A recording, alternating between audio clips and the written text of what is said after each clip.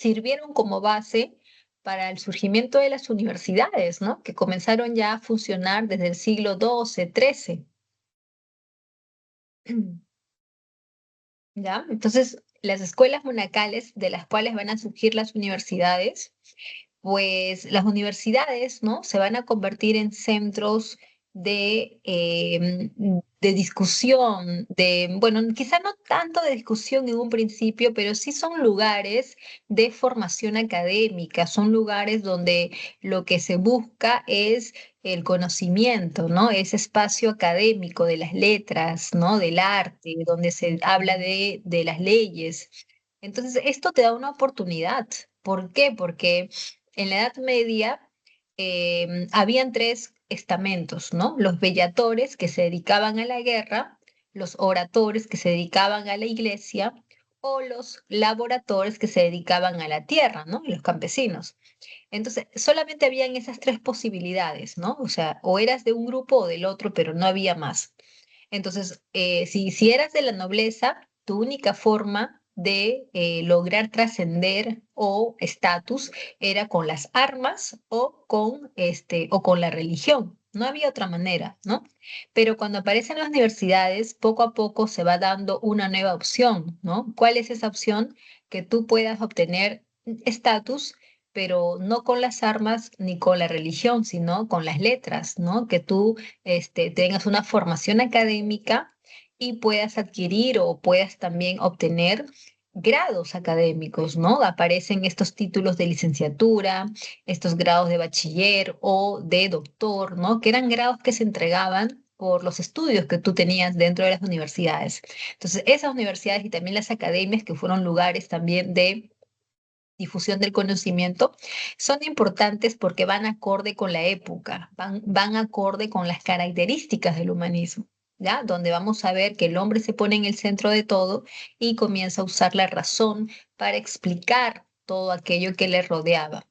La imprenta, como ya sabemos, pues es un invento antiguo, ¿no? Los chinos la crearon, la inventaron, pero la de Gutenberg es una imprenta moderna, ¿no? Moderna, ¿por qué? Porque es más rápida, es más eficiente, ¿no? Al ser de metal, con las letras móviles, permite que los textos puedan ser impresos de una manera más rápida y por lo tanto el costo, ¿no? Los costos disminuyen. Entonces vas a tener opción de poder comprar un texto.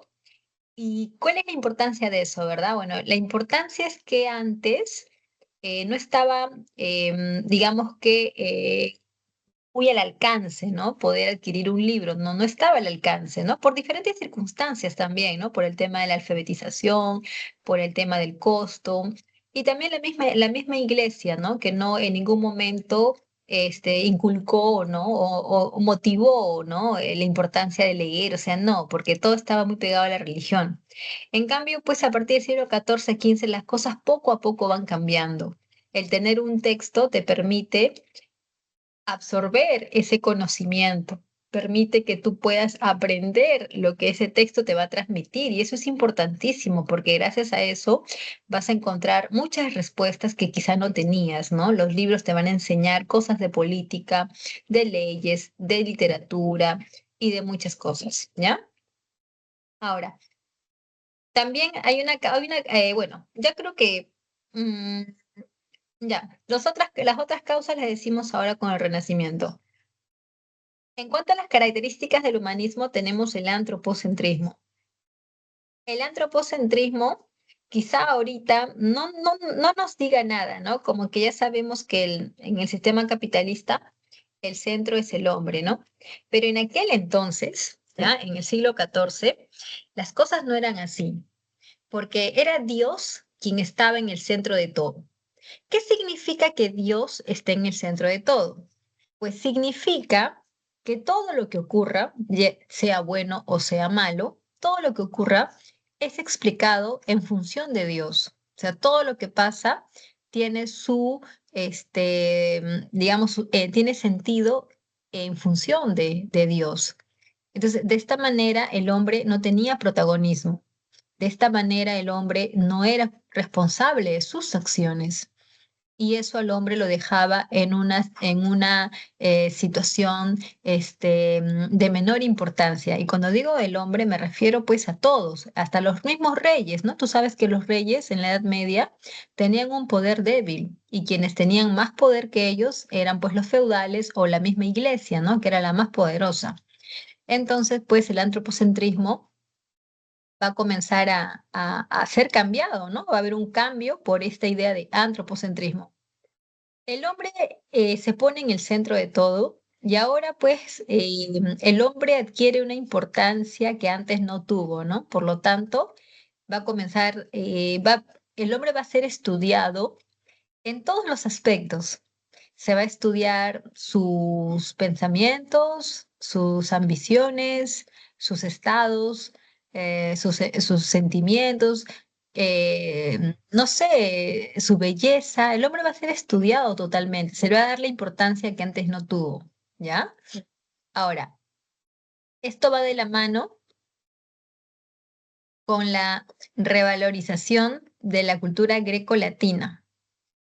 Bueno, cuando hablamos de las obras grecolatinas, nos referimos a las obras griegas y romanas, ¿no? Obras que tú ya sabes que fueron escritas varios siglos antes, pero que por mucho tiempo estuvieron guardadas, ¿no? Estuvieron ahí, escondidas de repente. Gracias a los bizantinos que las leyeron y las guardaron, esas obras lograron preservarse, ¿no? Y como ya sabemos, ¿no?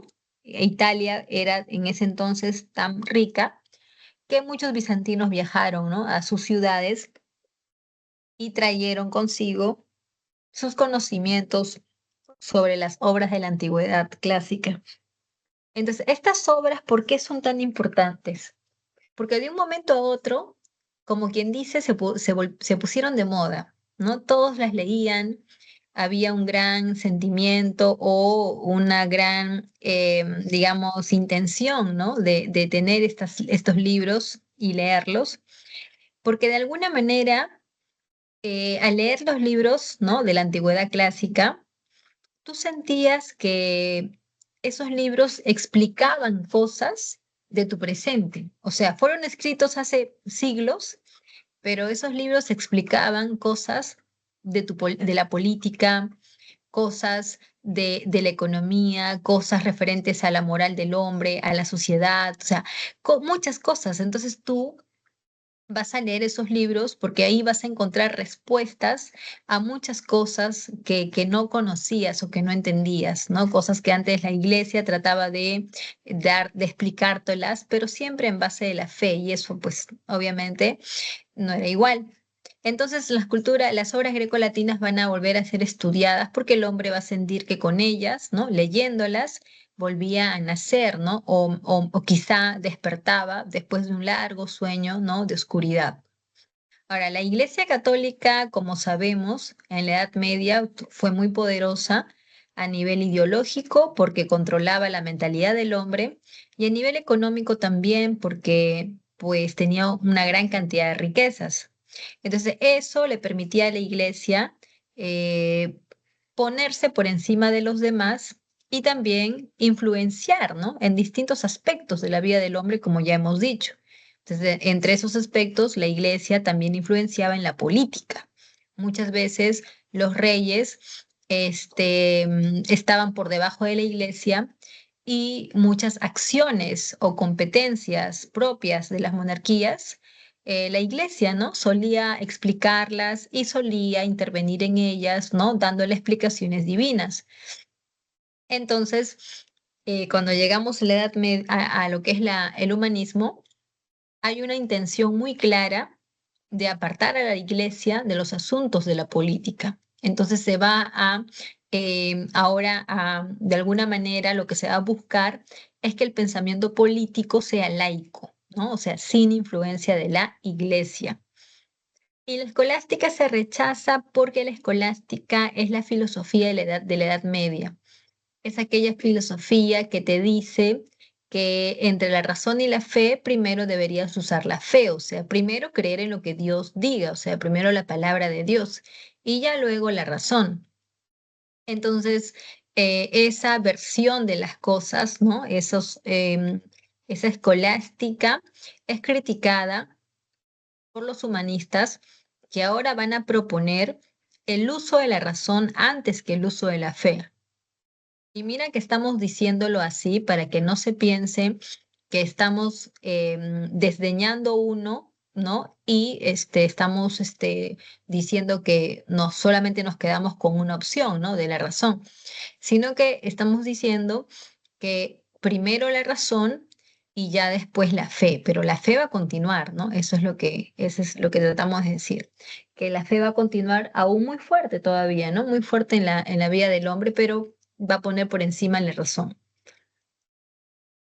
Representantes del humanismo, ahí tenemos la obra Cancionero, escrita por Petrarca, el de Cameron, de Boccaccio, ¿no? Una obra que fue bastante digamos, reveladora o una obra que hablaba muy abiertamente de quizá de las prácticas y costumbres, ¿no? que se vivían al interior de la sociedad y que muchas veces eran como, como cosas ocultas o guardadas, ¿no? Pero que se hacían, pero que de alguna manera, pues,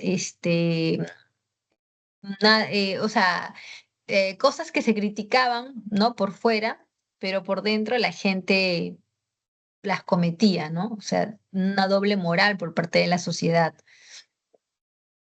Rotterdam con El ocio y la locura, Maquiavelo con la obra El Príncipe y Tomás Moro con la obra Utopía. A ver, respecto al Renacimiento, vamos a ver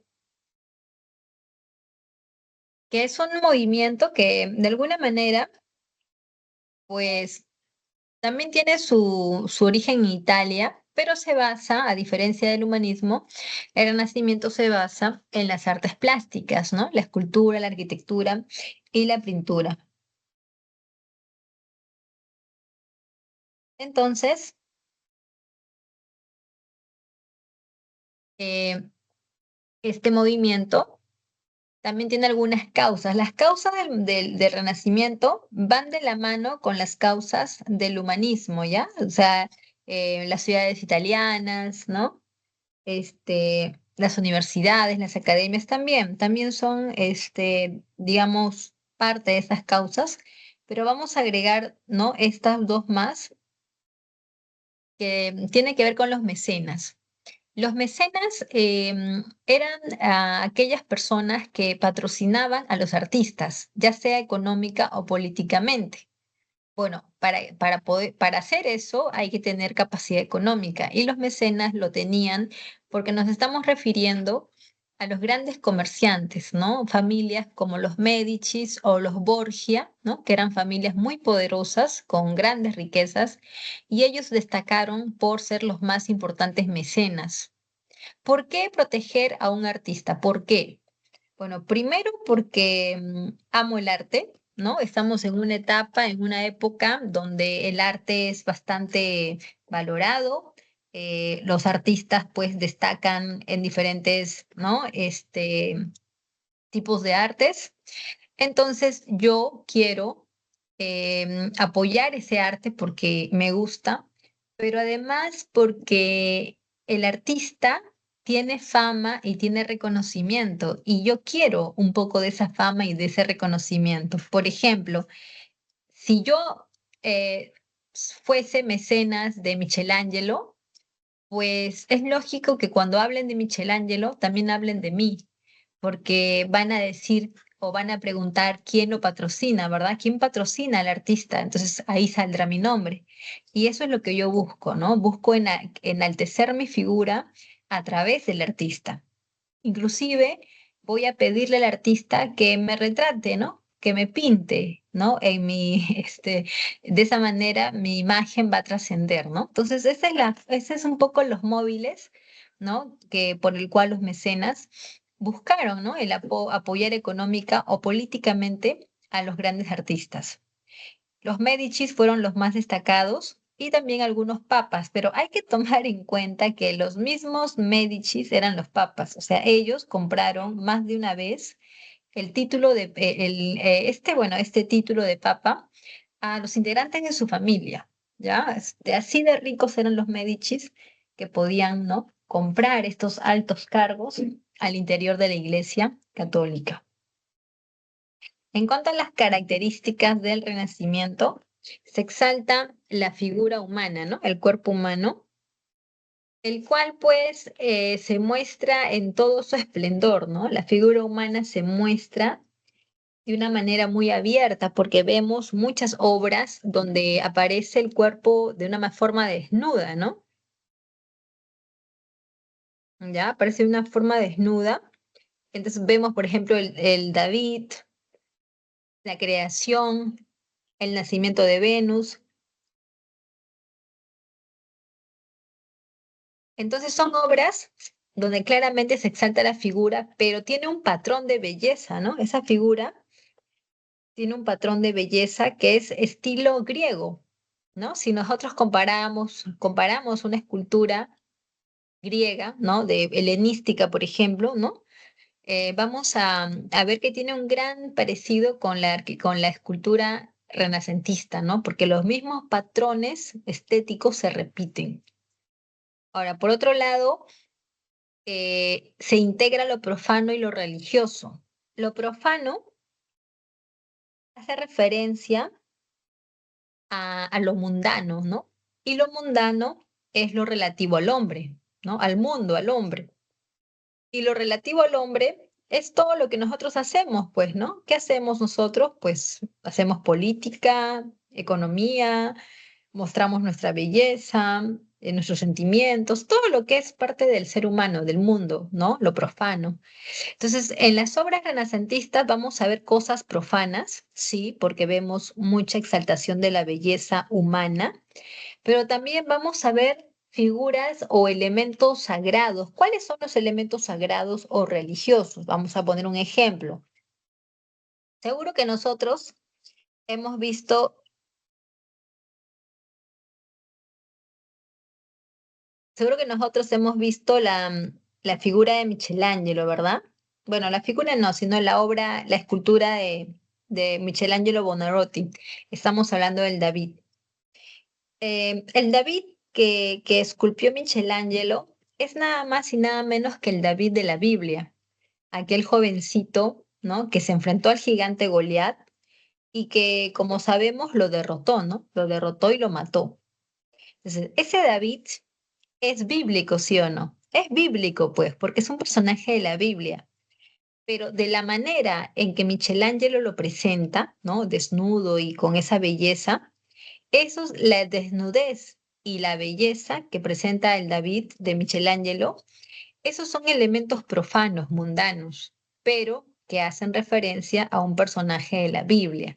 Y vas a ver que en el Renacimiento hay muchas obras que son religiosas, ¿no? La creación, los desposorios de la Virgen, la última cena, ¿no? Todos son religiosos. Entonces, claramente se cumple esta característica, ¿no? Se integra lo sagrado, religioso, con lo profano o mundano. Ahora, en el arte destaca mucho lo que es la pintura. Y la pintura hacia la Edad Media era una pintura, pues, básicamente, digamos, en dos dimensiones, ¿no?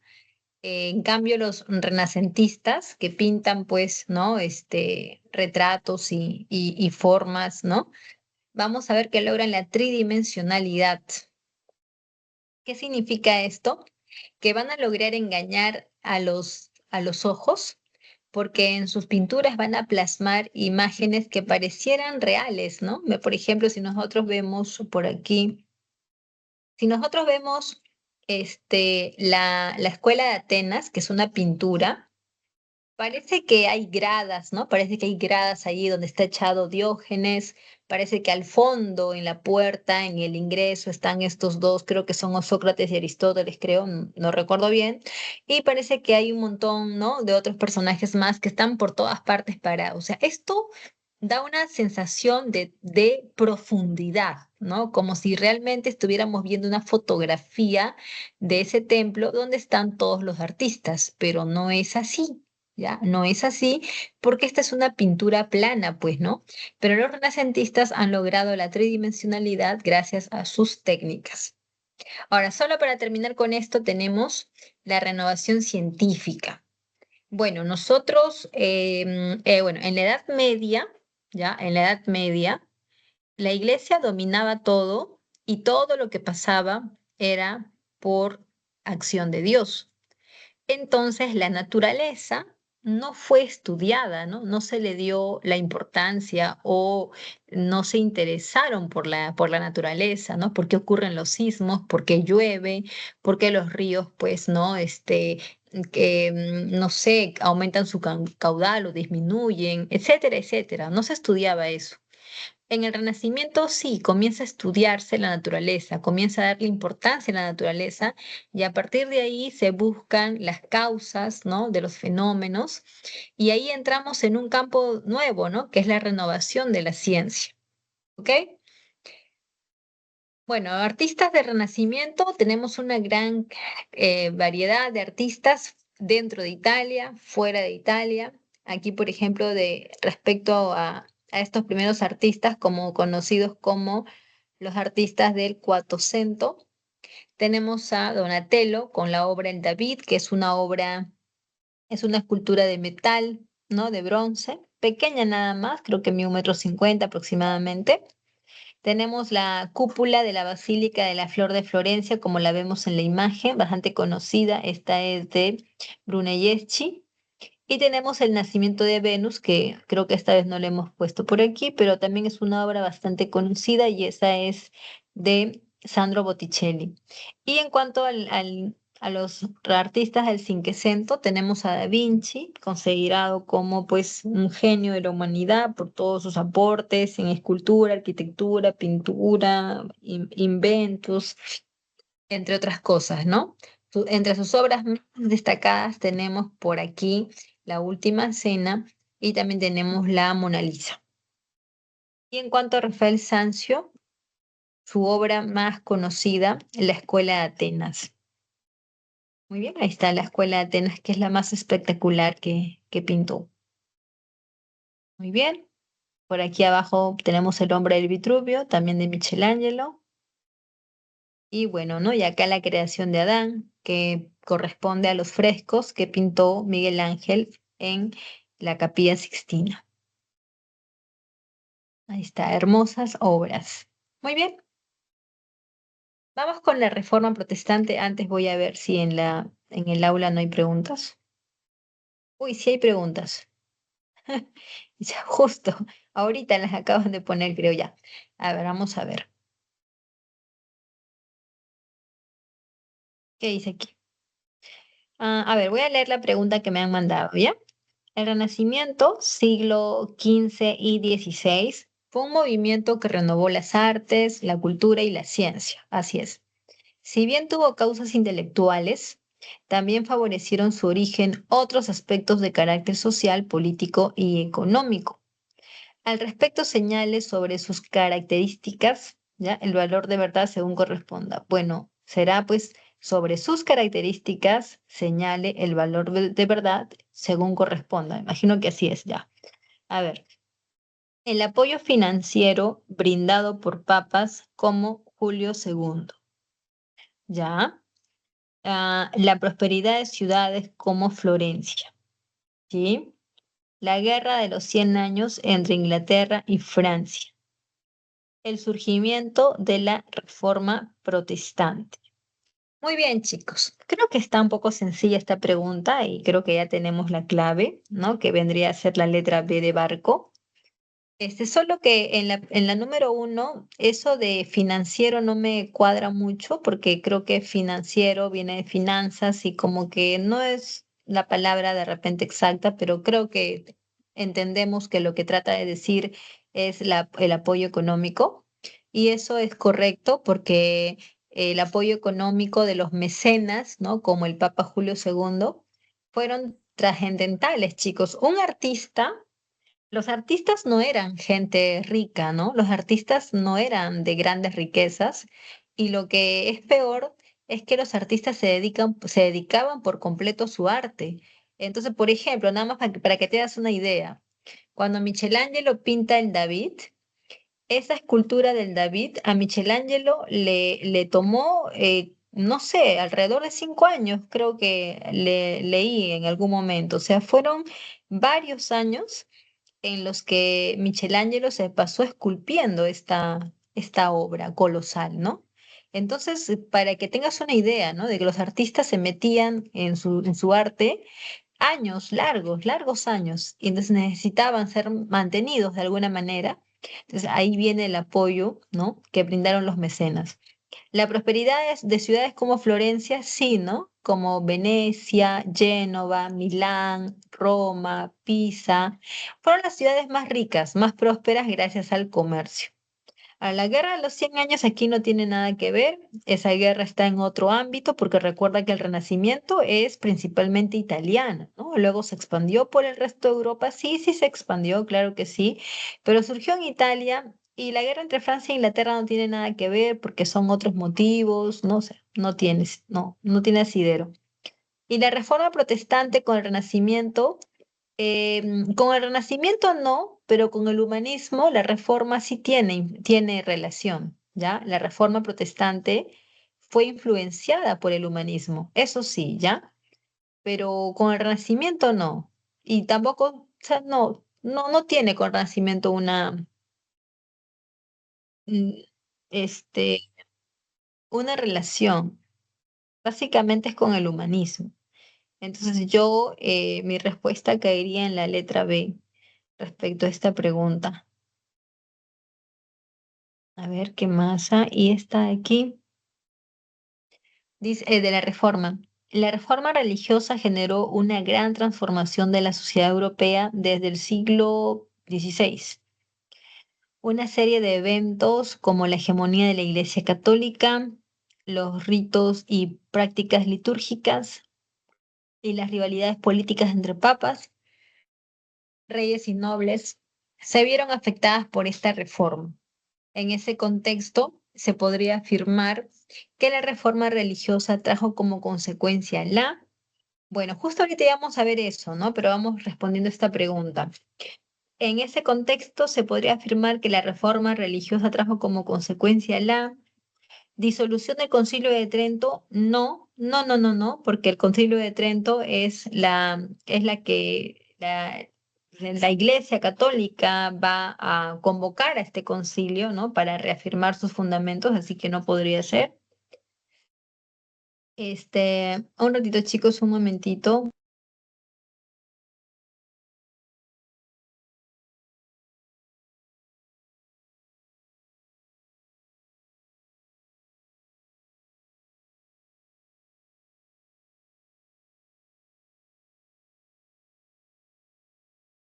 Ya, ok, ok. Entonces, estamos aquí. Entonces, no podría ser el Concilio de Trento o de su disolución, no, su convocatoria sí, pero no disolución. La reunificación de la Iglesia Católica tampoco, porque la reforma religiosa trajo la división de la Iglesia Católica. La escisión de la Iglesia de Bizancio o Iglesia Ortodoxa, bueno, la Iglesia de Bizancio no tiene nada que ver acá, ¿no? No tiene nada que ver acá. La Iglesia de Bizancio está en Constantinopla, entonces, bueno, en, en la otra parte, bueno, para ese momento ya no era Constantinopla, sino Estambul, pero tampoco, ¿no? No tenía que ver. La promulgación del Acta de Supremacía, eh, mm, la reforma religiosa trajo como consecuencia la promulgación, bueno, podría ser, ¿no?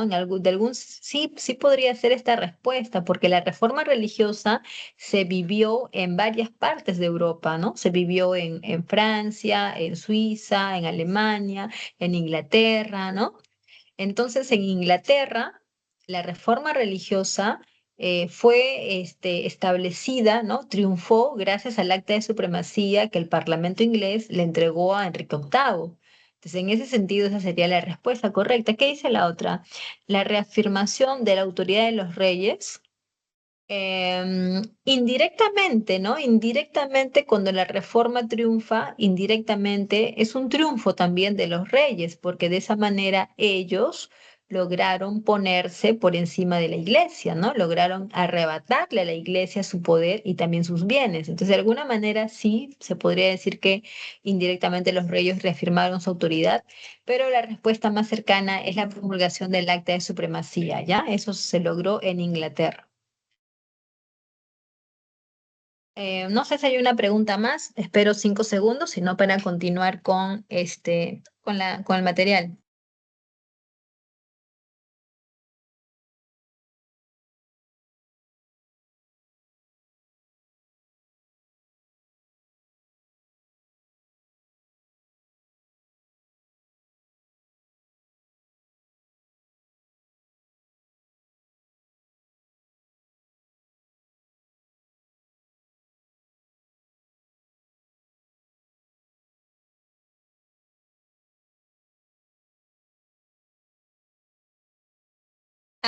Ya chicos, estaba tomando agua por acá.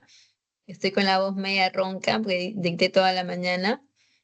Sí, si hay una pregunta, lo ponen ahí y voy un poco avanzando con el material. A ver qué dicen. Ya explicó sobre la consolidación de los imperios coloniales.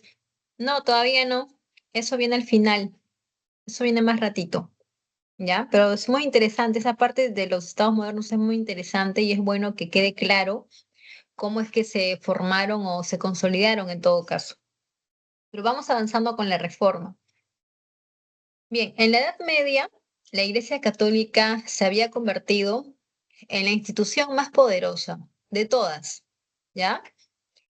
¿Cómo así, verdad? Creo que si hacemos un pequeño recuento por la Iglesia, creo que va a resultar bueno para entenderlo de una manera completa, ¿no?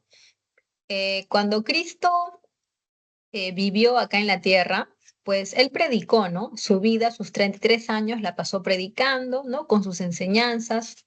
Y ya cuando Cristo, pues, asciende a los cielos, ¿no? El tercer día que revive, ¿no? Cristo se va y deja encargado que sigan sus prédicas, ¿no? Que sus discípulos lo lleven sus prédicas por todo el mundo. Entonces, tras la muerte de Cristo, se forma, o sus seguidores, ¿no? Los llamados cristianos, van a continuar con ese legado de predicar su palabra. En Roma comenzó todo esto y no fue bien recibido, ¿no? Por ahí tenemos a varios emperadores romanos que trataron de perseguir a los cristianos para atacarlos, pero no lo lograron. Además, no fueron muchos, ¿ya? Porque cuando decimos que los romanos persiguieron a los cristianos, a veces se piensa que fue algo unánime o algo total, y en realidad no fue así, chicos. En realidad se ha tergiversado, porque si bien es cierto, sí hubo persecución de los cristianos, ¿no? Sí lo hubo, pero solo fue por parte de algunos emperadores, ¿ya? Por parte de algunos. Y obviamente, como tú entiendes la dinámica de la historia, las cosas no fueron por temas religiosos, las cosas fueron por temas más de tipo políticos, porque para varios es un poco sorpresivo o raro que los romanos se hayan peleado con los cristianos, ¿no? Al no aceptar su religión, cuando los romanos eran muy tolerantes con eso.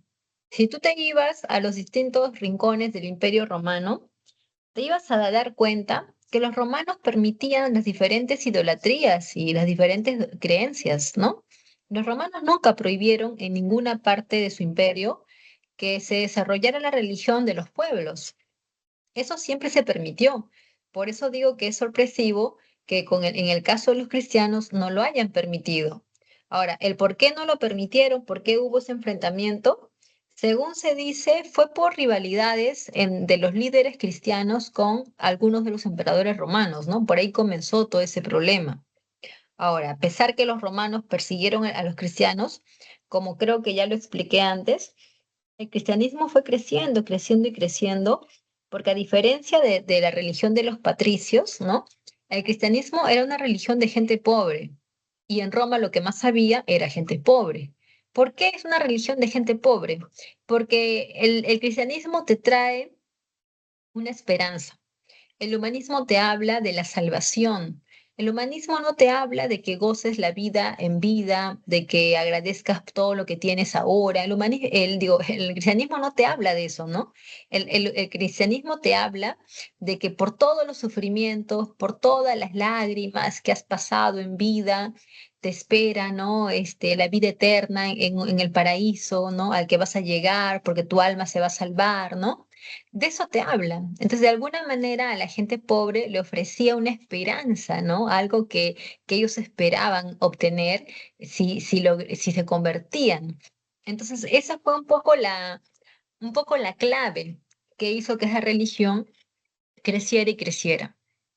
Cuando llegamos a la Edad Media, ¿no? Cuando ya los bárbaros se han establecido en los territorios que antes fueron de los romanos, vamos a ver que los bárbaros también se convierten al cristianismo. Y el claro ejemplo, el que tú tienes que tener ahí en tu cabecita, es el de los carolingios. Pipino el Breve no, cuando Clodoveo se bautizó el cristianismo, Clodoveo hizo algo importantísimo, porque él como rey, al convertirse al cristianismo, lo que va a hacer es que todos sus súbditos, ¿no? Todos los francos también se conviertan al cristianismo.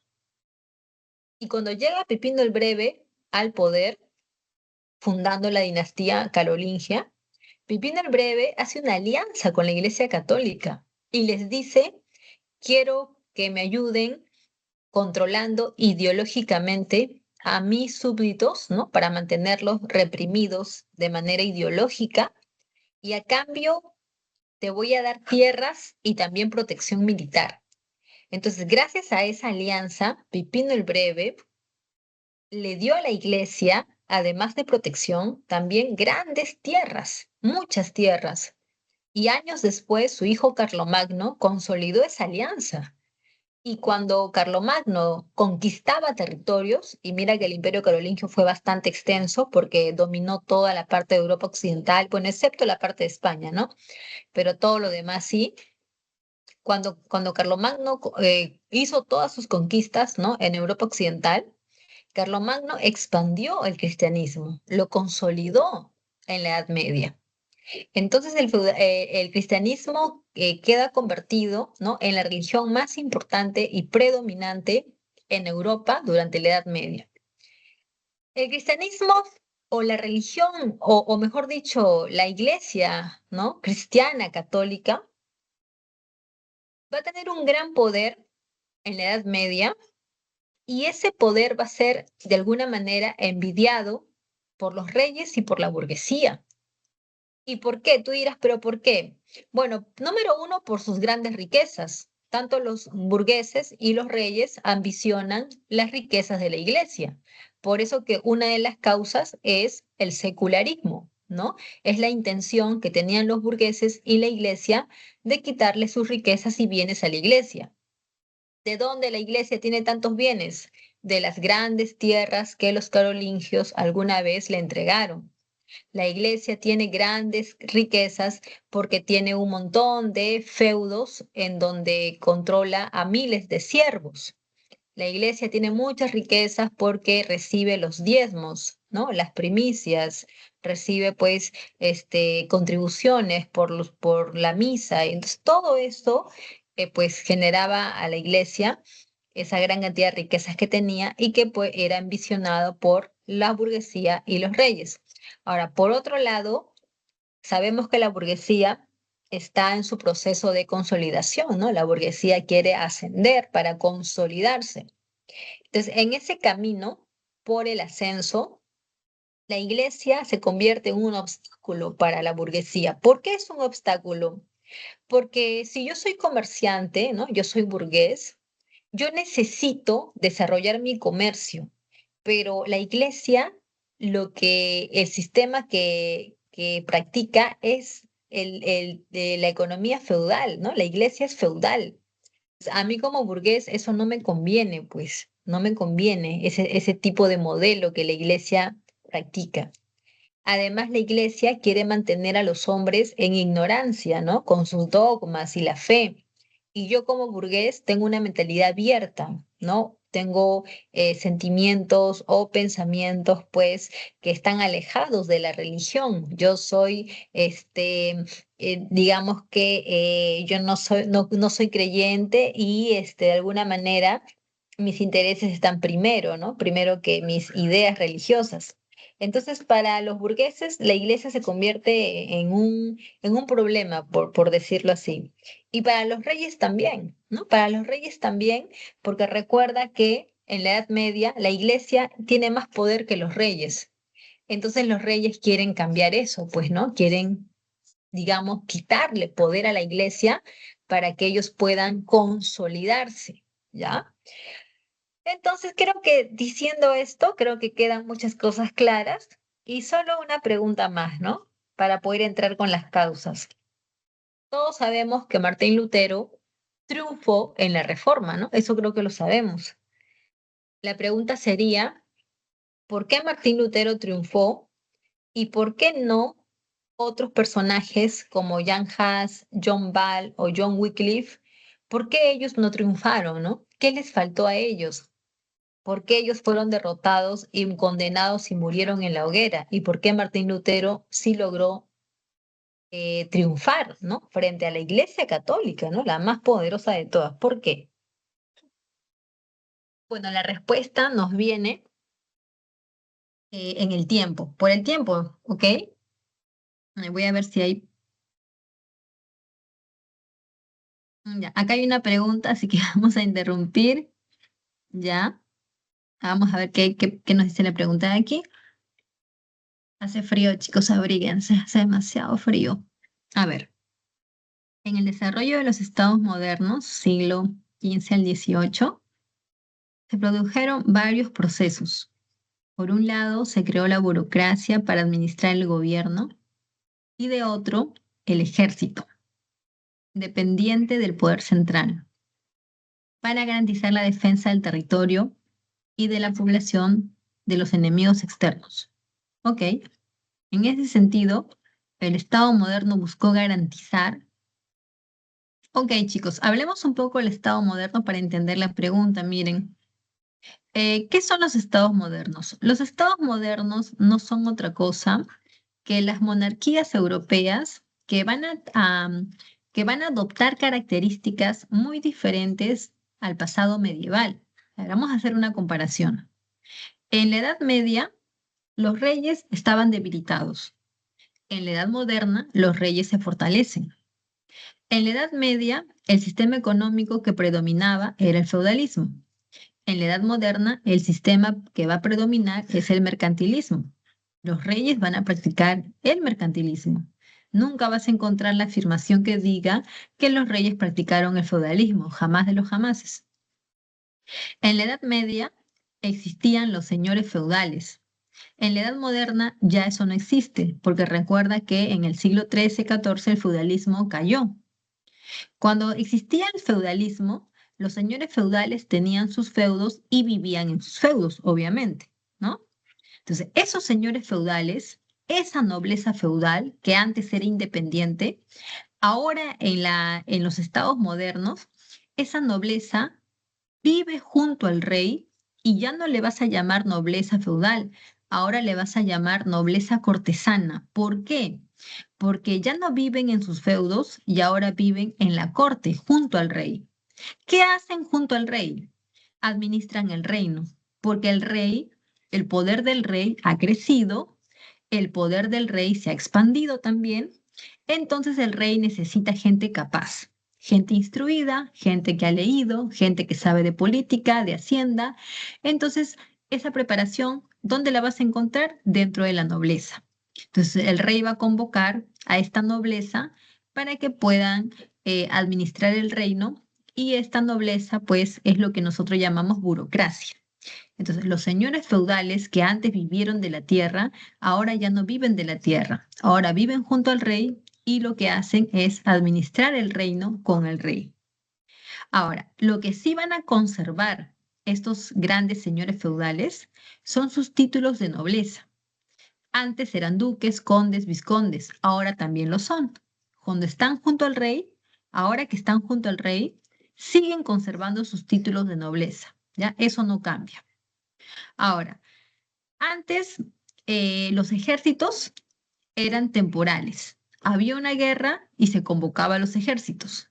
Ahora los ejércitos, ¿no? Con los estados modernos, los ejércitos ahora son profesionales y son permanentes.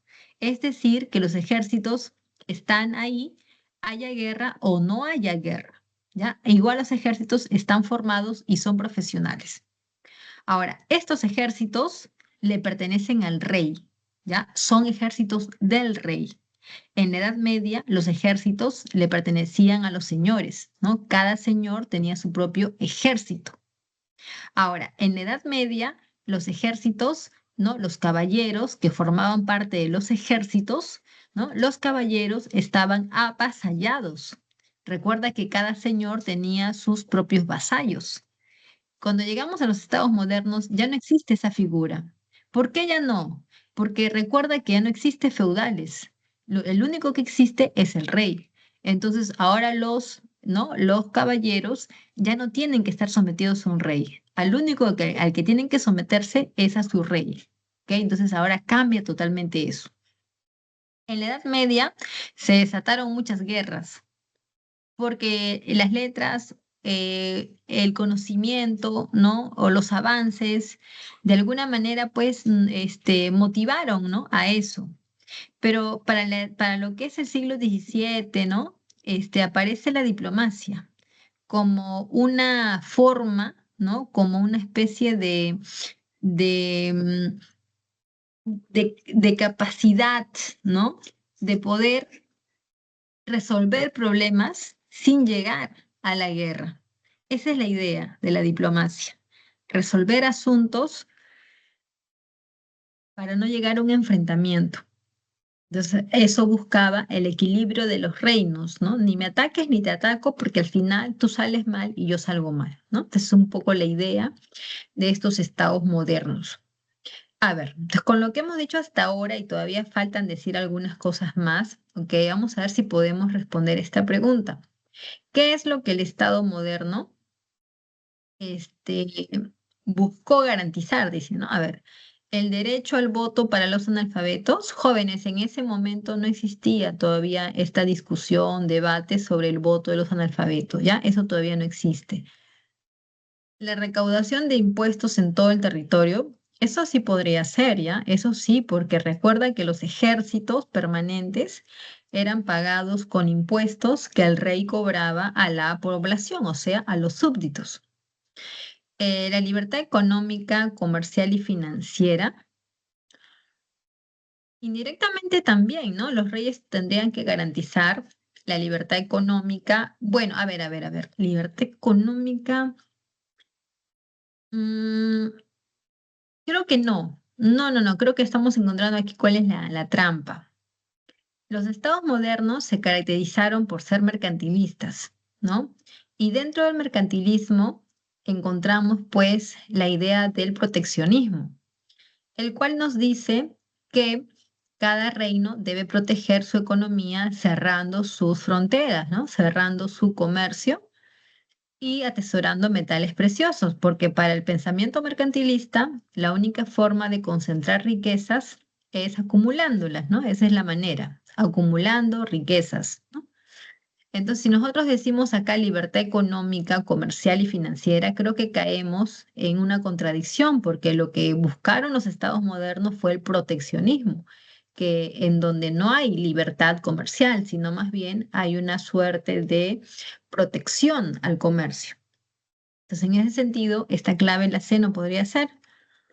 El derecho al trabajo, la educación y la salud, eso no existe en aquel momento, ¿ya? Derecho al trabajo, esos son conceptos que no existen. La libertad de prensa y asociación política, eso tampoco existe. De eso háblame en el siglo XVIII, cuando llega la Ilustración, ya ahí sí podemos decir que reclamaban pues libertad de prensa, ¿no? Asociación política también. Pero si no, no. Entonces la respuesta que nos quedaría sería la recaudación de impuestos en todo el territorio, ¿ya? Eso sí, los reyes modernos, ¿no? Las monarquías modernas buscaron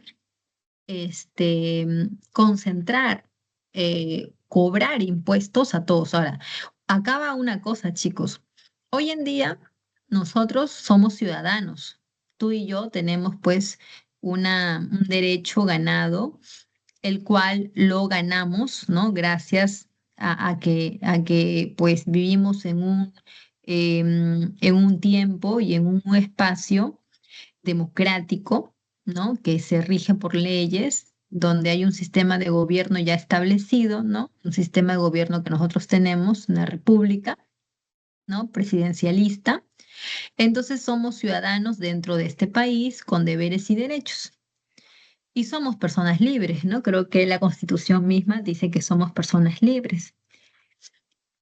En las monarquías absolutistas, ¿no? En los estados modernos, no existe el concepto de ciudadano. El concepto de ciudadano aparece después, en el siglo XVIII.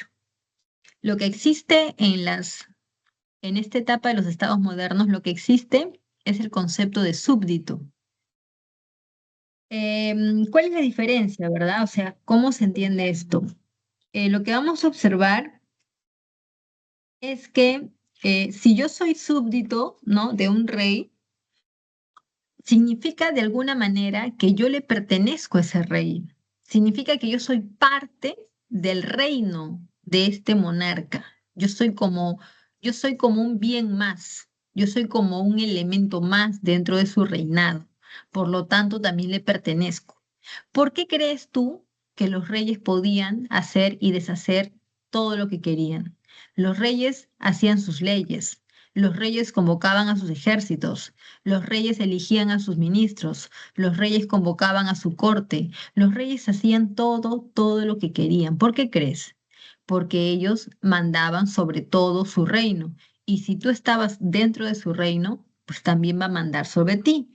Entonces, ¿por qué? Porque tú no eres un ciudadano con derechos y deberes, sino que tú eres un súbdito. Entonces, como súbdito, no tienes derechos. Esa palabra ni siquiera existe. En ese momento no, ni siquiera tiene una existencia esa palabra del derecho. Entonces, los súbditos, ¿no? O mejor dicho, en los estados modernos hay lugar, ¿no? Para la presencia de los súbditos que estaban, digamos que, al servicio de los reyes. Muy bien, entonces creo que no hay más preguntas. Vamos a regresar otra vez con Lutero, porque estábamos hablando de Lutero por aquí. Muy buenas tardes. Sí, dime. Este, respecto a la semana 6 del Imperio Inca, el Tokrikut no es lo mismo que el Aposuyo. No, no. El Togricut, tú podrías decirme que es lo mismo que Apunchik o hasta a ver, había un nombre que se me fue. Me parece que es Guamani. O sea, en la organización política inca, la máxima autoridad es el inca, es autoridad política militar, porque hay otra autoridad que es el sumo sacerdote, el cual es una autoridad religiosa.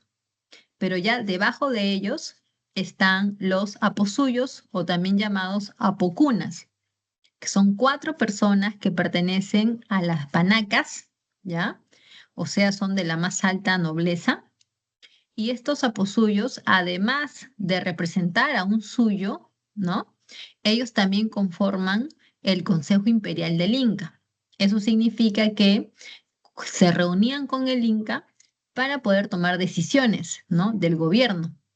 Y por eso es que los aposuyos o apocunas siempre debían estar cerca al Inca, ¿no? ¿Por qué? Porque el Inca los podía solicitar en cualquier momento y ellos tenían que estar disponibles.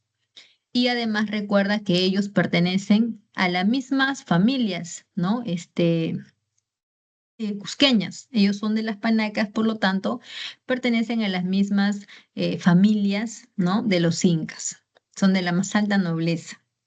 Ahora, debajo de los apocunas están estos gobernantes provinciales que son pues los apunchic o también llamados tocricut o en algunos casos también los llaman guamanis. Son autoridades provinciales que ejercen un poder civil, ¿no? Un poder para administrar, para poder tomar decisiones, pero solamente en las partes de las provincias, ¿ya? Ahí es efectivo el poder de este funcionario, ¿ya? Que era de alto rango también, por supuesto, ¿no? Era de alto rango, pero como repito, su función era sujeto a una provincia, ¿no? Esa es la diferencia, en una provincia. Sí, me sí entendí, gracias. Ok, vamos entonces otra vez con Lutero. Uy, no, aquí está. Bueno, ¿cuáles son las causas de la Reforma Protestante? Bueno, tenemos el humanismo, ¿no? ¿Por qué? ¿Qué tiene que ver el humanismo con la Reforma? Pues el humanismo trajo consigo el uso de la razón. Cuando el hombre comienza a usar la razón, el hombre va a comenzar a criticar. Y mira que el hombre critica todo, ¿ah? No solamente vamos a decir que criticó la religión, porque no es cierto. El hombre comienza a criticar muchas cosas que lo rodean, ¿no? La sociedad de su época, critica pues a la iglesia por sus prácticas, ¿no? Inmorales o corruptas. El hombre critica un poco acerca de los gobiernos, ¿no? De los reyes, del poder de los reyes también. Entonces hay una crítica muy amplia, ya que llega a diferentes estratos, pero eso trajo el humanismo, ¿no? Es una consecuencia del humanismo. Ahora, los reyes se fortalecen apoyados por la burguesía y es por eso también que los reyes se van a enfrentar a la iglesia, ¿no? Si antes no lo hicieron, es porque estaban débiles, pero ahora que se han fortalecido y que están aliados con la burguesía, pues los reyes también se van a enfrentar a la iglesia católica. Respecto a la corrupción de la iglesia, eso pues también era algo que muchas veces se dijo, ¿no? Se dijo que la iglesia estaba muy corrompida. Inclusive este personaje llamado Jan Hus criticó, ¿no? La doble moral de la iglesia y por ese motivo lo condenaron a Jan Hus a morir en la hoguera. Entonces la corrupción de la iglesia, la doble moral que se vivía al interior de las iglesias, era conocido por mucha gente, ¿no? Todos sabían eso, pero nadie decía eso, ¿no? En voz alta, porque tenían temor que también pues fueran condenados y perseguidos. Por eso que la gente no decía nada.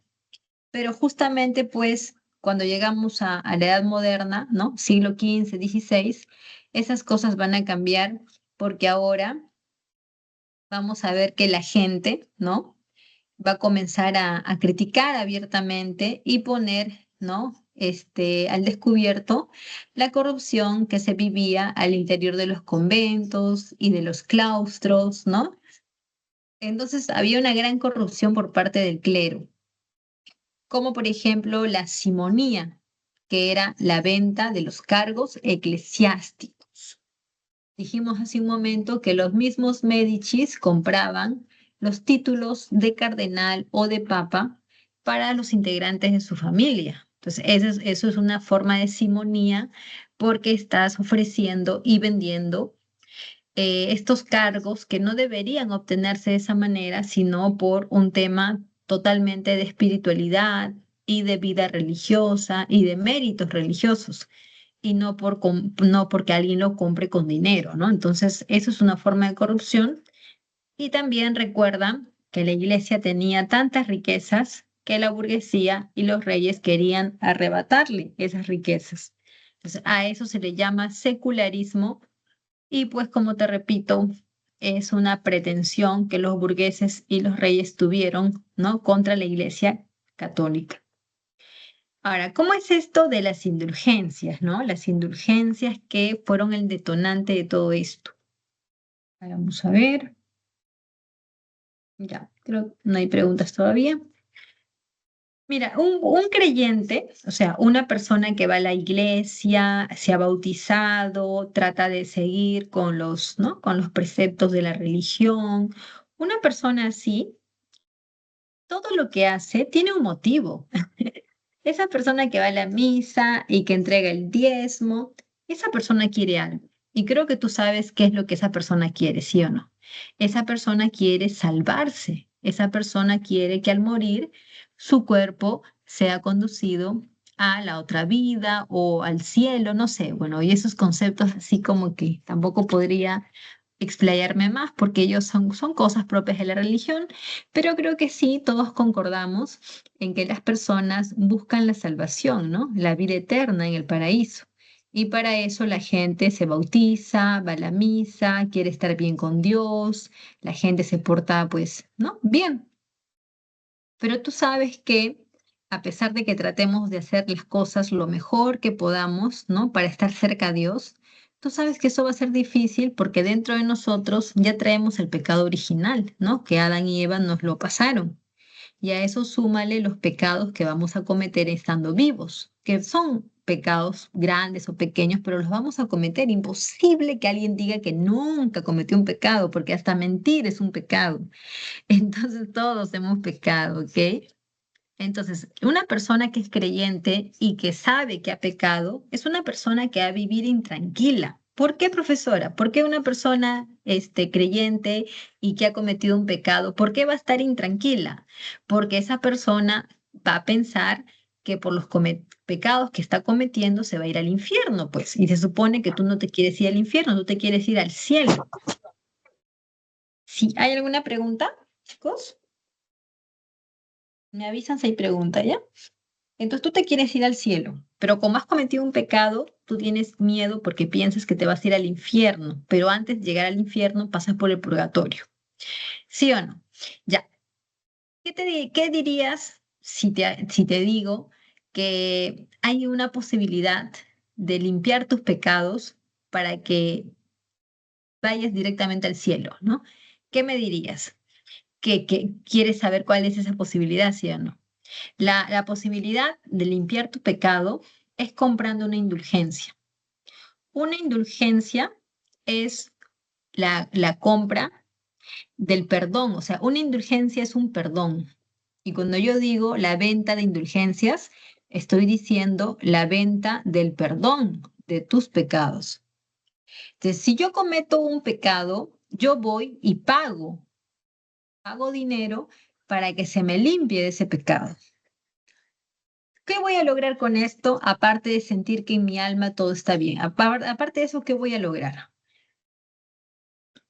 Lo que yo voy a lograr es que cuando yo ya me muera y Dios tenga que decidir si me voy al infierno o al cielo, pues antes, ¿no? de ir al infierno o al cielo, yo voy a pasar por el purgatorio. Y al pasar por el purgatorio, mi estadía va a ser mucho menor. ¿Ya? ¿Por qué va a ser menor? Se supone que al purgatorio van las personas que han cometido pecados y en el purgatorio tienen que limpiar esos pecados, ¿no? Tienen que pagar unas penitencias por todos los pecados que cometiste.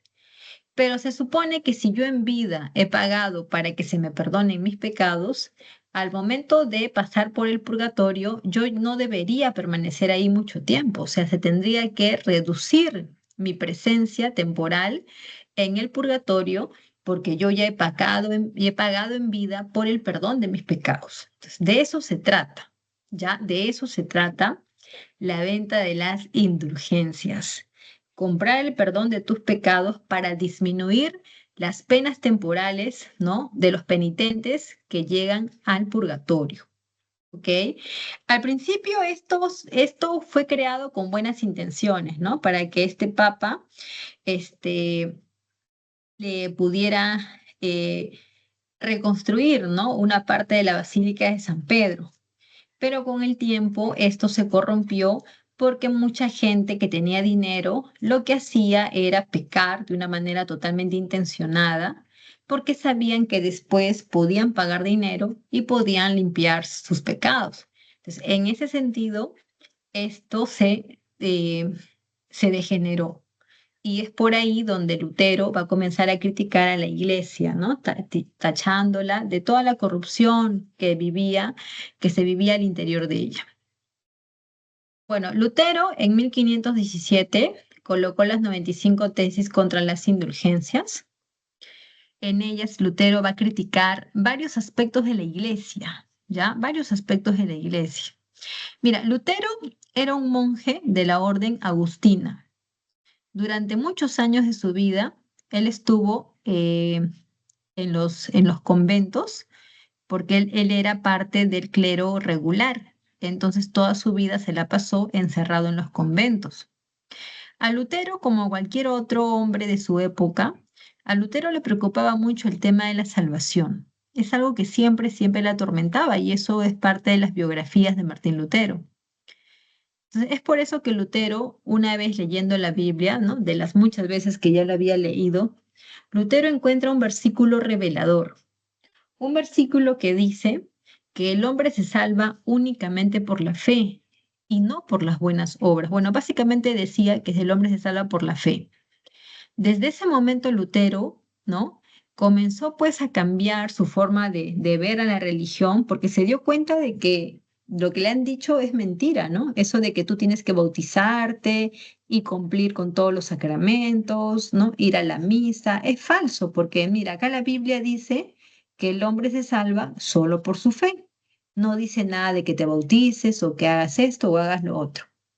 Entonces Lutero de alguna manera, ¿no? A encontrar esto le va a ayudar a él, ¿no? A tener pues un poco los fundamentos, ¿no? De su crítica contra la iglesia.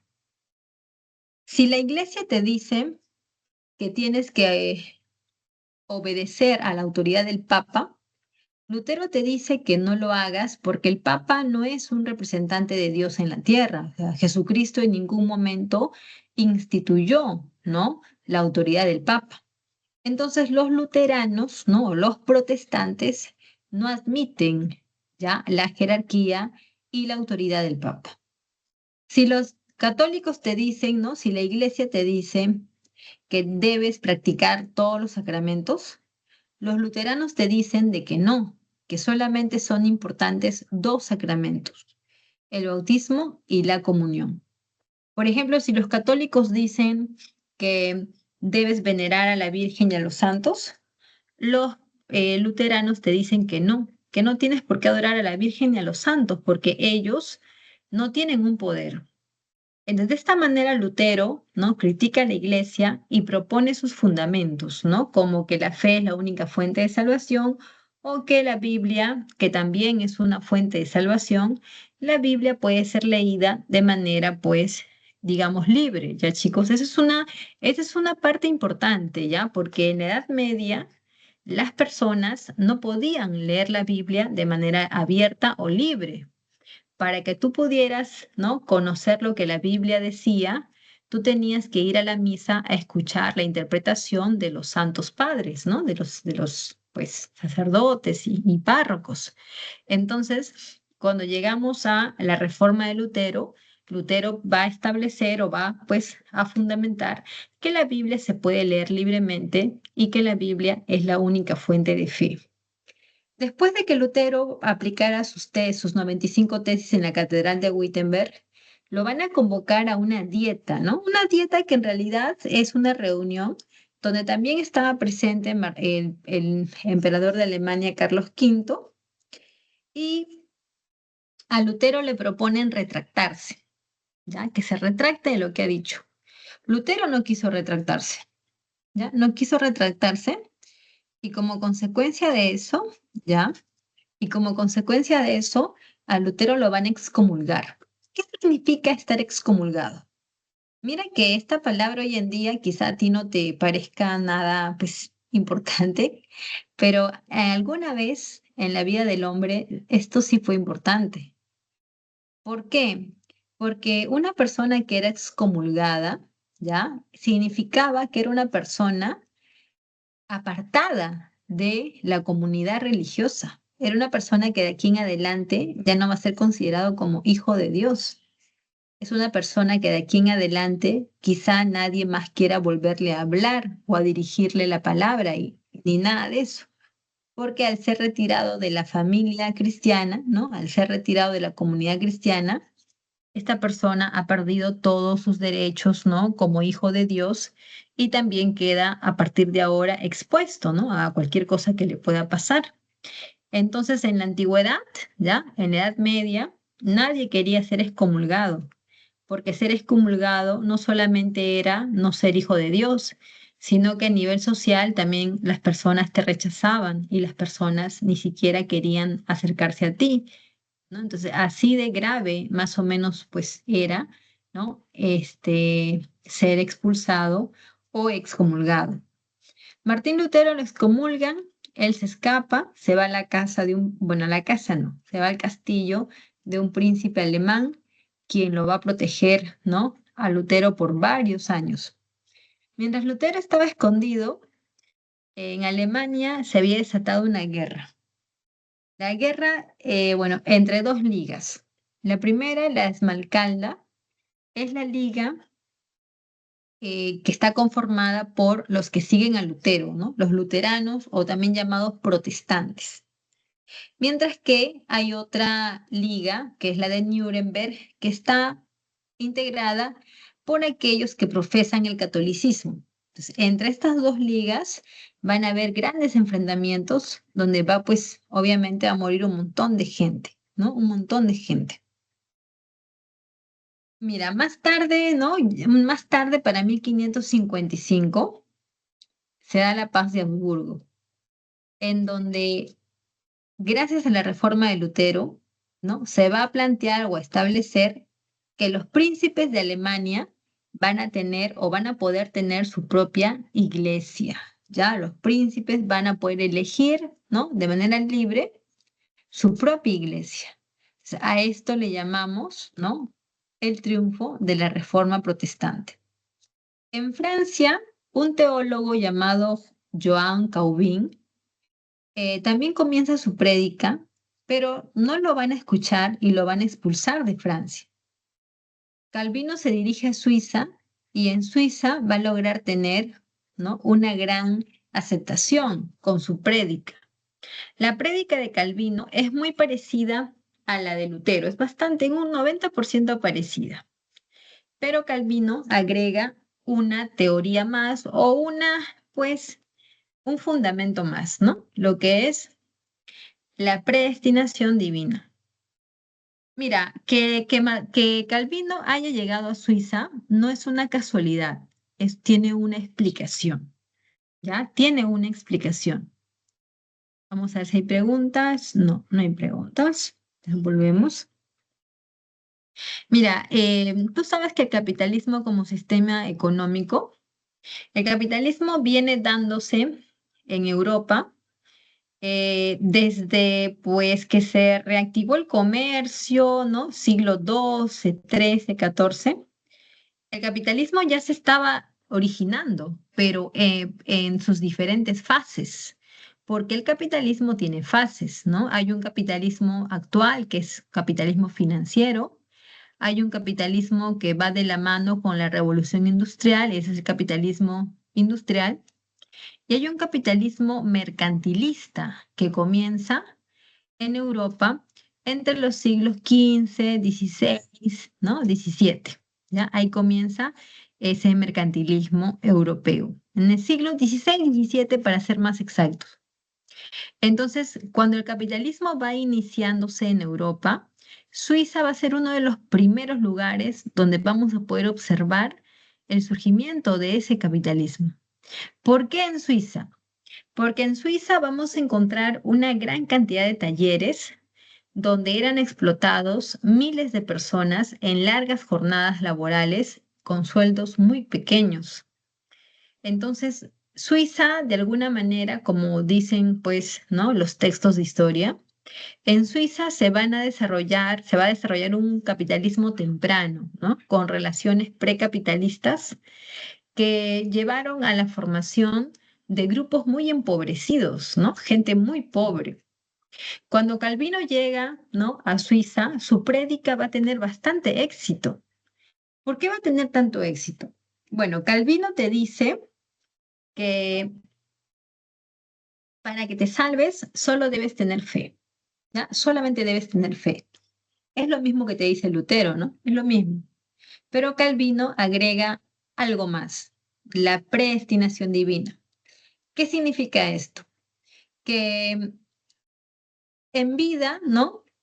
Las personas no deberían preocuparse por su salvación y tampoco por hacer cosas buenas para buscar esa salvación. ¿Y por qué no deberían hacerlo? Porque, porque tú ya sabes que la fe es lo que te va a salvar, ¿sí o no? Además, Dios ya sabe quiénes se van a salvar y quiénes no se van a salvar. Dios tiene, pues, desde que tú naciste, Dios ya tiene un destino para ti. Entonces, por más que tú trates de hacer algo diferente, pues no va a servir de nada, porque se supone que ya tienes un destino marcado por Dios. Entonces, esta idea de la predestinación que prácticamente te está diciendo que te resignes, ¿no? A la suerte con la que hayas nacido, esta idea aplica muy bien para la gente explotada laboralmente. ¿Por qué? Porque si yo soy pobre y me explotan, ¿no? Me explotan mi mano de obra durante 18 horas al día, pues yo voy digamos, a estar descontenta, ¿no? Por esa explotación. Pero si alguien viene y me dice que por todo ese sufrimiento, ¿no? Yo voy a encontrar, ¿no? El camino para mi salvación y la vida eterna. Entonces yo voy a sentir que se justifica, ¿no? Se justifica toda esta explotación y toda esta miseria en la que vivo. Entonces yo voy a vivir pensando en que va a haber un mañana, ¿no? Que va a ser cuando yo ya muera, en el que voy a poder lograr, ¿no? La salvación de mi alma y eso va a ser como el pago, ¿no? A todas las cosas malas que yo viví en la vida, ¿no? En la vida terrenal.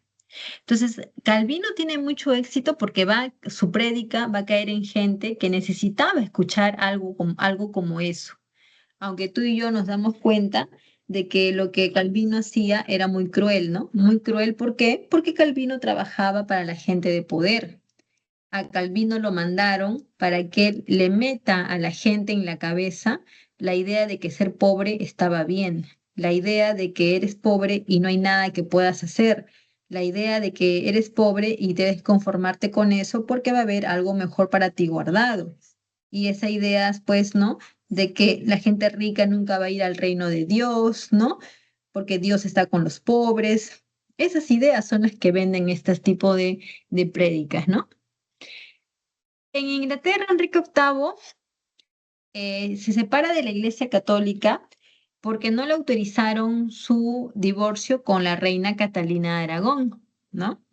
Entonces Enrique VIII utiliza como pretexto eso para pelearse con la Iglesia Católica, porque en realidad eso era más que un pretexto, ¿no?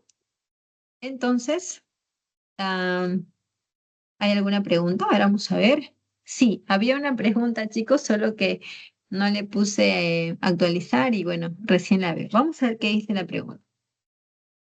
A ver, dice. La cultura chimú se define como un estado imperial militarista y teocrático que se desarrolló durante el segundo intermedio. En relación con su expansión territorial y cultural, determina el valor de verdad. A ver, sobre la cultura chimú. Uno, sometieron al reino de Sicán y a toda la costa norte. Sí, la respuesta ahí es correcto, ¿no? Hasta Tumbes llegaron los Chimú gracias a su ejército poderoso y también, pues, a ver, ¿a qué más? Gracias al control del agua, ¿no? Porque los Chimú controlaban el agua y de alguna manera también, pues, porque ellos, ¿no? Eh, tenían la protección de sus dioses, ¿no? Eso también es importante mencionarlo, ¿ya? ¿No? La luna, el mar, ¿no? Shi, Ni eran sus dioses más importantes. Entonces, sí, eso es cierto. Dos, fueron conquistados por Pachacútec en el intermedio tardío. A ver, eso también, ahí han puesto la respuesta a medias porque sabemos que Chimú fue conquistado por Pachacútec, pero acá también tiene presencia el hijo de Pachacútec, ¿no? Túpac Yupanqui, ¿ya? ¿Por qué? Porque recuerden ustedes que los incas establecían, en cuanto a lo político, establecían el correinado. El correinado, pues, era una forma de gobierno en donde, pues, digamos, gobernaba el Inca, pero también gobernaba su heredero, ¿no? El Lauqui. Entonces, de esa manera buscaban que el Lauqui aprendiera todo lo necesario para que en el momento que tenga que tomar el poder, pues lo haga de la manera más eficiente. Entonces, hablando de ese correinado, pues tendríamos que precisar en esa respuesta que fue que el Imperio Chimú fue derrotado. em, o sea, en un principio, Pachacútec, ¿no? Estuvo ahí con Tupac Yupanqui, pero después, porque tú sabes que entre los Chimú y los Incas la lucha fue constante y fue larga, no fue en un primer enfrentamiento, en un segundo enfrentamiento.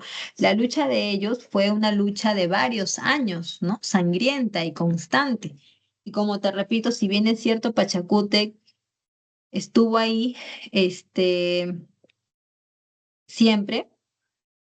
Fue después con su hijo Tupac Yupanqui que de alguna manera ya se cierra todo esto. O sea, Pachacútec enfrentó a los incas, a los chimú, sí, se enfrentaron, sí, pero ya el triunfo final en el que Chimú cae, ya no es tanto con Pachacútec, ¿ah? Si ahora si hacemos un poco de cuentas, ya eso vendría a ser pues ya sería con el hijo de Pachacútec, Tupac Yupanqui. Ahora, una cosa más. Si nosotros hablamos de Pachacútec y si hablamos de Tupac Yupanqui, ya estamos hablando de la etapa imperial del Cusco. Y si nosotros hablamos de la etapa imperial del Cusco, eso ya es plenamente horizonte tardío, ya no es intermedio tardío. A veces podemos confundir un poco porque el intermedio tardío es como que enlaza con el horizonte, ¿no? Con el horizonte, como que es van de la mano, es como algo continuo.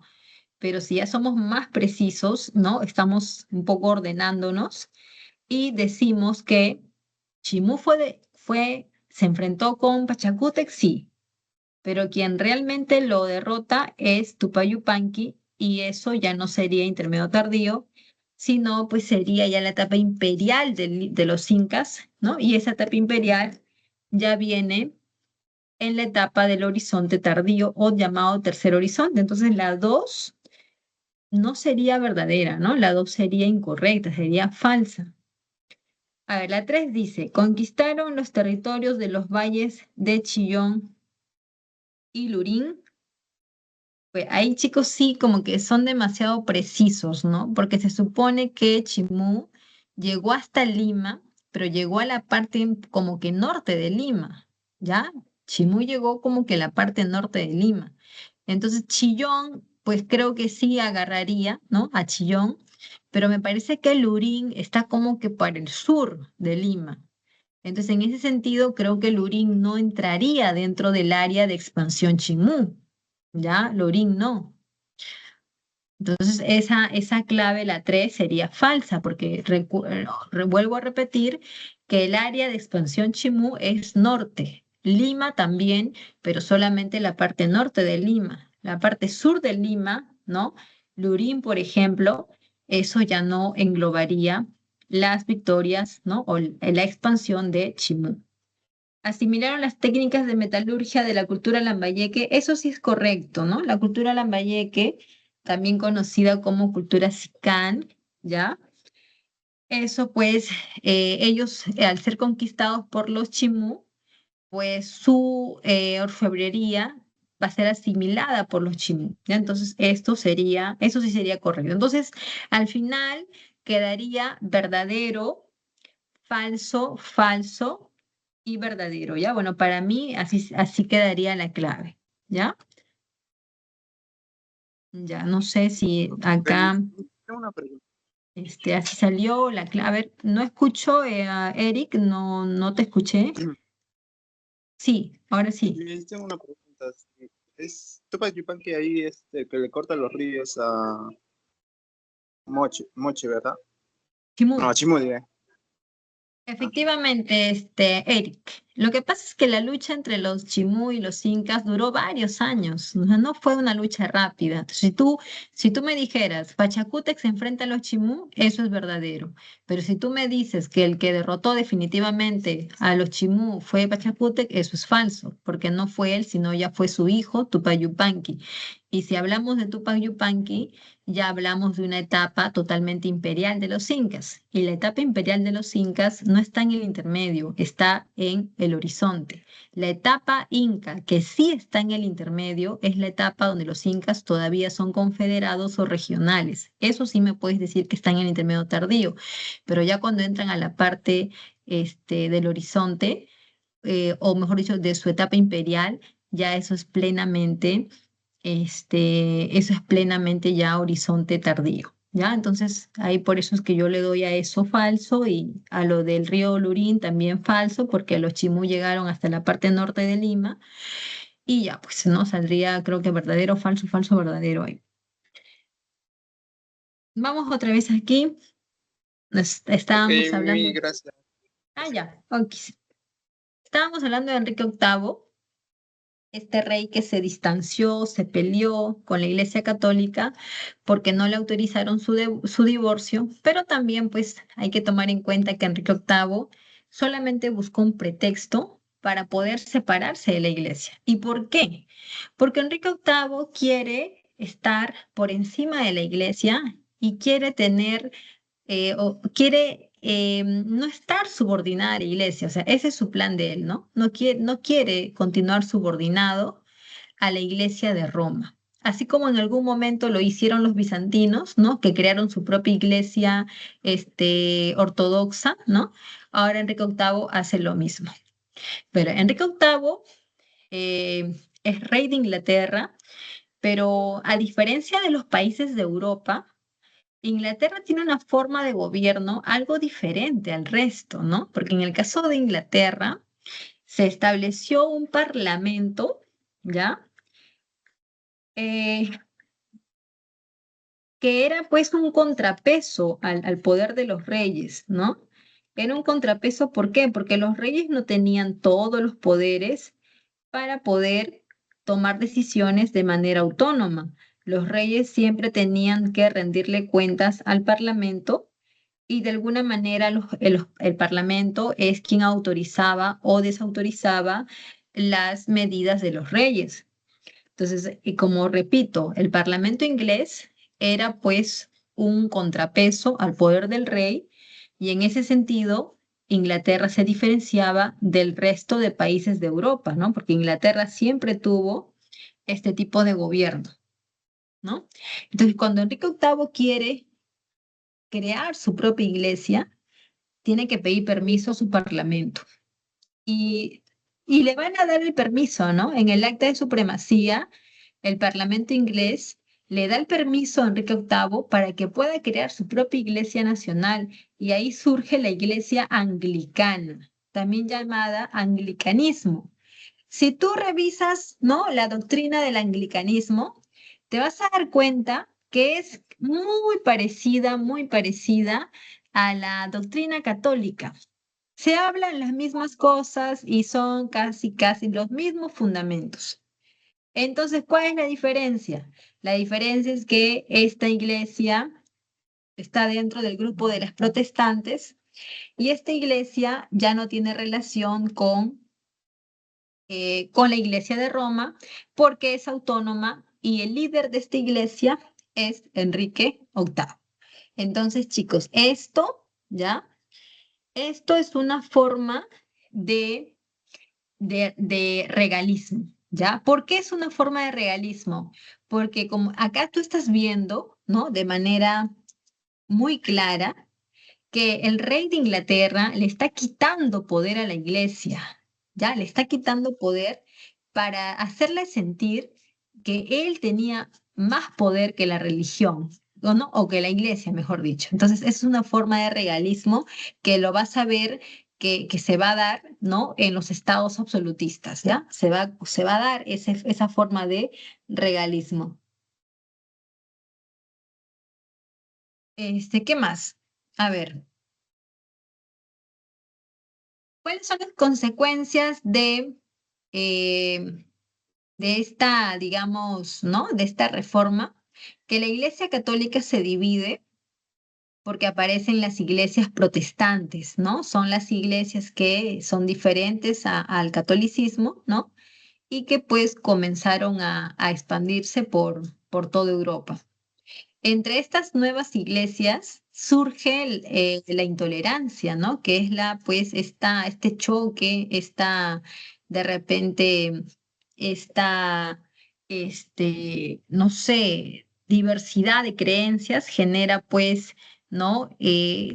Recelos, por así decirlo, y comienzan, pues, a enfrentarse, ¿no? En guerras que van a llevar a Europa pues a constantes, ¿no? Digamos, guerras, donde muchas personas van a morir, pero aparte de eso, van a haber también muchas persecuciones, ¿no? Porque muchas monarquías pues van a perseguir a aquellas personas o familias que no practicaban la religión oficial que habían establecido. O sea, por ejemplo, en Inglaterra, ¿no? Se practicaba el anglicanismo y si una familia era católica, entonces la perseguían, ¿no? En España practicaban el catolicismo y si había alguna familia que era protestante, también la perseguían. Entonces de eso se trataba, ¿no? Después, de alguna manera, este, tratar de consolidar las iglesias protestantes y eso pues podía traer consigo, ¿no?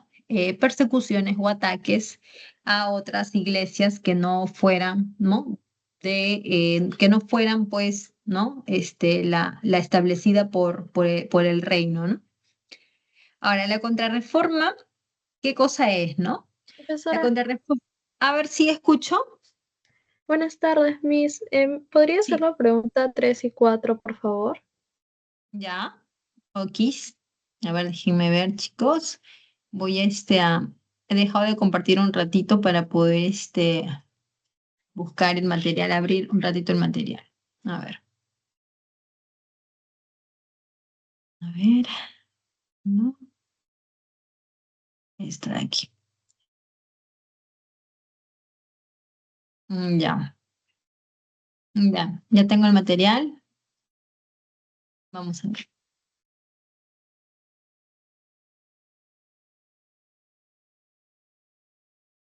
Aquí. Ya, creo que escuché la 2 y la 3. Ya, a ver, ¿qué dice la pregunta 2? Dice, el Renacimiento fue un La movimiento 3 de y 4. renovación. Ah, la 3 y 4. Ah, ya. Ya. La 3. La Reforma fue un movimiento religioso que surgió en Alemania y que puso fin a la unidad del catolicismo medieval. Tuvo como detonante la creación de la bula de las indulgencias por parte del Papa León X, encontrando una fuerte oposición en Lutero, quien colocó sus 95 tesis contra la venta de las indulgencias. En este documento, Lutero, ya, aquí nos da la respuesta A, pero vamos a desechar las otras porque de repente está la confusión. Vamos a comenzar por la E. Lutero defendió el magisterio de la Iglesia como la única en la interpretación de las Santas Escrituras. Eso es falso, chicos. ¿Por qué es falso? Mira, la Iglesia Católica era muy cerrada respecto a la Biblia. ¿Por qué? Porque un creyente, por más creyente o buen cristiano que fuera, no tenía libertad para poder coger la Biblia y leerla de manera directa o libre. Eso significa que todo buen creyente tenía que ir a la misa los domingos a escuchar lo que los sacerdotes decían acerca de la Biblia. O sea, para que tú puedas conocer lo que la Biblia te dice, tú tienes que ir a la misa a escuchar la interpretación de los santos padres. Entonces, así funcionaba la Iglesia Católica en la Edad Media. Lutero no defiende esto, Lutero rechaza esto, ¿no? Lutero rechaza el magisterio de la Iglesia como la única interpretación de las Santas Escrituras. Ahí debería decir rechaza, pero como dice defiende, es falso. Suprimió la adoración de las imágenes, el culto a la Virgen y la veneración de los santos. Ya. Eh, Lutero, como parte de sus fundamentos, Lutero rechaza a las imágenes, rechaza a los santos, ¿ya? Lutero dice que no deberías creer en esas cosas o venerarlos, y también a la Virgen, ¿ya? Pero en sus fundamentos de Lutero, mejor dicho, en las 95 tesis, ¿ya? Lutero no, n- a ver, ¿cómo lo digo?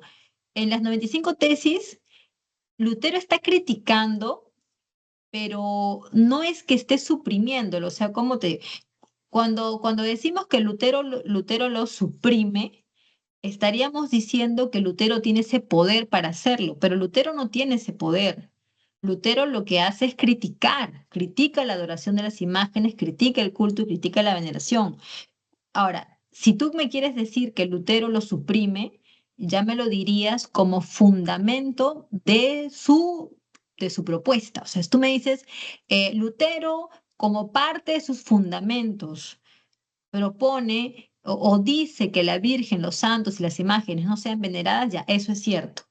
Pero si tú me hablas de las 95 tesis, que fue un documento distinto en el cual él se evocó en criticar a la iglesia, entonces ahí tú tienes que decirme que Lutero criticó eso, mas no lo suprimió, porque como parte de una crítica, él no está suprimiendo nada, él solamente está poniendo al descubierto errores que ha visto y los está criticando. Pues eso es lo que está haciendo, pero no es de suprimirlo. Suprimirlo sería como parte de su propuesta, de sus fundamentos, ya aparte de las 95 tesis. Lutero planteó los principios de su doctrina como la celebración de solo dos sacramentos, bautismo y la comunión. Planteó los principios de su doctrina, ya. Esto es igual que la respuesta D, ya es la misma. Te están haciendo confundir para que tú aprendas a diferenciar. Una cosa son los fundamentos del luteranismo y otra cosa es el documento donde él critica a la iglesia. En el documento donde él critica a la iglesia, justamente de eso se trata, ¿no? De decir que la iglesia está corrompida. La iglesia no debe vender las indulgencias porque esto y esto. En la iglesia se observa que cometen estas prácticas, críticas nada más. Pero cuando tú me dices que Lutero plantea, suprime, propone, esos son parte de sus propuestas, de sus fundamentos que no tienen nada que ver con las 95 tesis que solamente se evocan a criticar a la iglesia. Miss, Lutero, pero, sí, pero sus fundamentos no es como, o sea, por ejemplo, en el boletín está como un cuadrito los fundamentos del luteranismo. Y claro. sus críticas no es como que estén, o sea, ¿cómo diferencio entre, cuando me pidan fundamentos específicamente en la pregunta me tienen que decir? Porque acá en la pregunta como que no me dicen si se refiere a las críticas o a los fundamentos. No, sí lo dice, mira, porque dice aquí la pregunta, que Lutero colocó sus 95 tesis en contra de las indulgencias y en ese documento, o sea, en las 95 tesis, ¿no? En ese documento Lutero, entonces ese documento, las 95 tesis, está enfocado solamente en criticar, no en plantear. Porque yo en una crítica no te voy a plantear cosas, te voy a criticar y te voy a decir las cosas que están mal. El momento en que yo planteo, establezco, suprimo, es en otro documento donde yo pongo ahí mis fundamentos, ¿no? Mira, yo propongo que la Virgen, los santos sean suprimidos porque no hay un fundamento de que sean venerados, ¿no? Entonces, ahí estoy suprimiendo, ahí estoy planteando cosas distintas o nuevas, ¿no? Diferentes a la iglesia. Pero en las 95 tesis como tal, lo que yo me estoy enfocando es en manchar a la iglesia, es en desacreditarla, porque ese es mi objetivo, dejar a la iglesia mal